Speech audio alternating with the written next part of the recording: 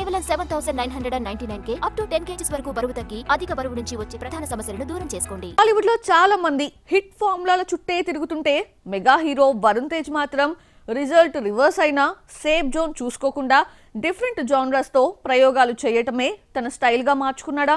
ఇప్పుడు అదే రూట్ లో ఒక ఇండో కొరియన్ ప్రాజెక్ట్ తో ఆడియన్స్ ముందుకి రాబోతున్నాడా? Have a look. Varun Tej నటిస్తున్న కొత్త సినిమా టైటిల్ కొరియన్ కనకరాజు అని అధికారికంగా ప్రకటించారు. జనవరి 19, 2026 వరుణ్ తేజ్ పుట్టినరోజు సందర్భంగా ఈ సినిమా టైటిల్ గ్లిమ్స్ విడుదలయ్యాయి. ఈ గ్లిమ్స్ లో వరుణ్ తేజ్ కొరియా నేపథ్యంలో మాస్ యాక్షన్ అవతార్లో కనిపించి ఆకట్టుకుంటున్నాడు. ఈ సినిమాని మేర్లపాక గాంధీ తెరకెక్కిస్తున్నాడు. ఈ ఇయర్ సమ్మర్లో ఈ సినిమా విడుదల కానుంది. ఈ సినిమా ఒక ఇండో కొరియన్ ప్రాజెక్ట్ కావడం విశేషం. గ్లిమ్స్ లో కొరియాలో ఒక పోలీస్ స్టేషన్లో వరుణ్ తేజ్ కత్తితో ఫైట్ చేయడం, అలాగే నేను తిరిగొచ్చాను అని కొరియన్ భాషలో డైలాగ్ చెప్పడం హైలైట్ గా నిలిచింది.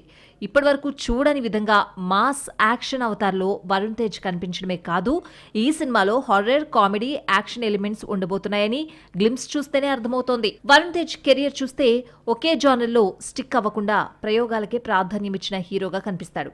గద్దలకొండ గణేష్లో ఊర మాస్, గనిలో స్పోర్ట్స్ యాక్షన్, F2, F3లో ఫ్యామిలీ ఎంటర్టైనర్, గాంధీవధారి అర్జునలో యాక్షన్ థ్రిల్లర్, ఆపరేషన్ వ్యాలంటైన్లో దేశభక్తి, మట్కాలో మరో డిఫరెంట్ రోల్లో ట్రై చేశాడు.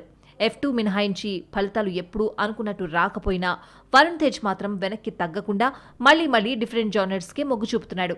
ఇప్పుడు కొరియన్ కనకరాజ్తో ఆ ప్రయోగం హిట్ అవుతుందా లేదా మరో ఛాలెంజ్గా మిగిలిపోతుందా? సమ్మర్లోనే తేలనుంది.